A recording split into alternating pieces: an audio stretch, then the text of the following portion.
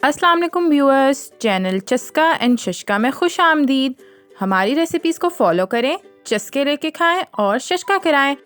Dear friends, आज हम बनाने जा रहे हैं कचनार कली का सालन, यानी कि कचनार गोश्त। कचनार ना सिर्फ खाने में बहुत ही मज़ेदार सब्ज़ी है, बल्कि ये थायराइड हार्मोन को कंट्रोल करता है, कैंसर के मर्ज़ में मुफीद है, ब्लड शुगर लेवल को कंट्रोल करता है और हाजमे को दुरुस्त करता है। इसके साथ साथ खून साफ़ करने में भी बहुत मदद करता है ये। सुहांजना की तरह ये भी एक दरख्त की सब्ज़ी है और ये सिर्फ बहार के मौसम में दस्तयाब होती है। आजकल बहार का मौसम है और कचनार अपने जोबन पर है। इसे मेरे तरीके से बनाएं, मज़े लेकर खाएं और इसके तमाम फ़ायदे हासिल करें। मेरी बाकी तमाम रेसिपीज़ की तरह ये भी पकाने में इंतहाई आसान है और खाने में इतनी मज़ेदार कि सोच है आपकी।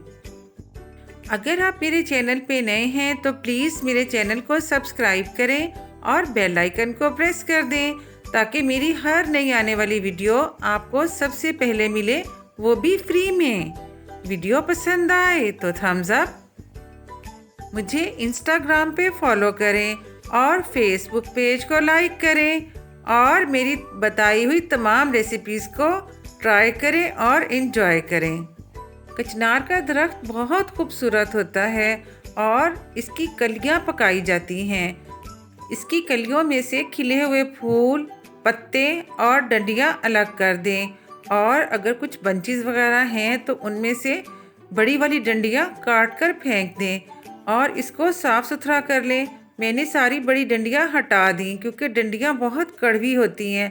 अब ये पकाने के लिए बिल्कुल रेडी है। ये देखिए बिल्कुल साफ़ सुथरा हो गया। मैंने पत्ते भी निकाल दिए, खिले हुए फूल भी और फालतू डंडियां भी। तो चलिए चलते हैं रेसिपी की तरफ। सबसे पहले एक देगची या कढ़ाई को गरम कर लें और इसमें पौना कप ऑयल का डाल लें। आप घी या देसी घी भी इस्तेमाल कर सकते हैं। मैंने ऑयल इस्तेमाल किया है। इसमें ऑयल या घी जो भी यूज़ करें वो थोड़ा सा ज़्यादा जाएगा, इसीलिए मैंने थोड़ा ज़्यादा लिया है। अब इसमें एक बड़ा प्याज सिंपल कटिंग में काट कर डाल दें। प्याज को सौटे कर लें और जब देखें कि प्याज सौटे हो गया तो 1 टेबलस्पून कुटा हुआ लहसुन और 1 टेबलस्पून कुटा हुआ अदरक शामिल कर दें।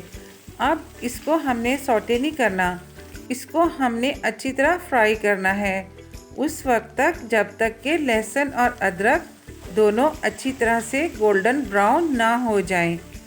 मैं अपनी हर वीडियो में आपको बताती हूँ कि अच्छी कुकिंग हमेशा मीडियम फ्लेम पे होती है। फ्लेम को मीडियम ही रखें और इसको अच्छी तरह से भूनते जाएं। अगर लहसुन अदरक को गोल्डन ब्राउन नहीं करेंगे तो इसकी स्मेल बाद में अच्छी नहीं लगेगी। अब इसमें 3 मीडियम साइज़ के टमाटर क्रश करके डाल दें या 2 बड़े साइज़ के टमाटर डाल लें। अगर आपके पास बड़े हैं तो आप बड़े डाल लें और इसको भूनते जाएं। इसको उस वक्त तक भूनें जब तक कि टमाटरों का पानी खुश्क ना हो जाए। जिस वक्त टमाटरों का पानी खुश्क हो जाए तो फिर हम इसमें मज़ीद मसाले शामिल कर लेंगे। टमाटरों का पानी खुश्क हो गया तो अपने टेस्ट के अकॉर्डिंग इसमें नमक शामिल कर दें। मैंने 1 टेबलस्पून नमक का डाला है और मेरे हिसाब से इतना काफ़ी है। इसके अलावा 1 टेबलस्पून डाल दें भुना हुआ कुटा हुआ ज़ीरा, 1 टीस्पून डाल दें इसमें हल्दी का, 1 टीस्पून डाल दें कुटी लाल मिर्च का, आप पिसी हुई भी डाल सकते हैं और 1 ही टीस्पून इसमें डाल दें पिसी हुई काली मिर्चों का। इसके अलावा 1 टेबलस्पून भुना हुआ कुटा हुआ धनिया। ये सब चीज़ें डाल के इसको अच्छी तरह से भुनें। देसी खानों के मज़े का इन्हिसार उनकी भुनाई पर है। जितना अच्छा भुनेंगे उतना मज़े का बनेगा। अब इसमें 750 ग्राम्स डाल दें गोश्त के। मैंने चिकन यूज़ किया है, आप चिकन की बजाय कीमा भी इस्तेमाल कर सकते हैं, बीफ भी और मटन भी, ये आपकी अपनी चॉइस पर है। इसी तरीके से बनाएंगे तो सबके सभी बहुत मज़े के बनेंगे। इसको अच्छी तरह से भूनें। जब देखें कि गोश्त ने अपना कलर चेंज कर लिया और ऑयल अलग हो गया तो इसमें 1 कप पानी का शामिल कर दें। इसको अच्छी तरह से मिक्सअप करें। चिकन के गलने का टोटल टाइम 30 मिनट्स है। अब इसको 15 मिनट्स के लिए पकाएं। बाकी 15 मिनट्स के लिए इसको सब्ज़ी के साथ पकाएंगे। इसको कवर करें और 15 मिनट के लिए मीडियम आंच पे पकने के लिए रख दें।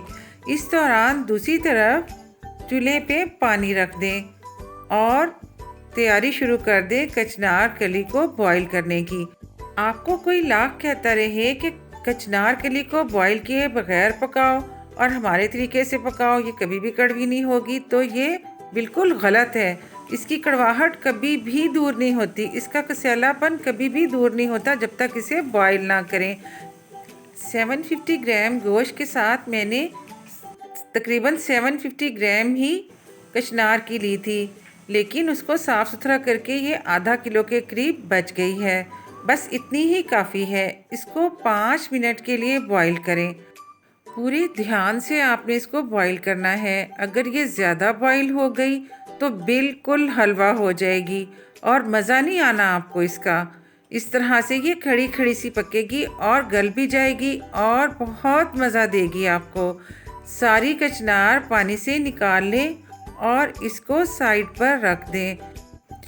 ये देखिए, ये फुली डन नहीं है, नियरली हाफ डन है ये, बल्कि हाफ से भी थोड़ा सा कम। सिर्फ इसकी कड़वाहट दूर की है हमने। अब गोश्त को देख लेते हैं। गोश्त को चढ़ाए हुए 15 मिनट हो गए। 15 मिनट्स में चिकन भी नियरली हाफ डन हो चुका है।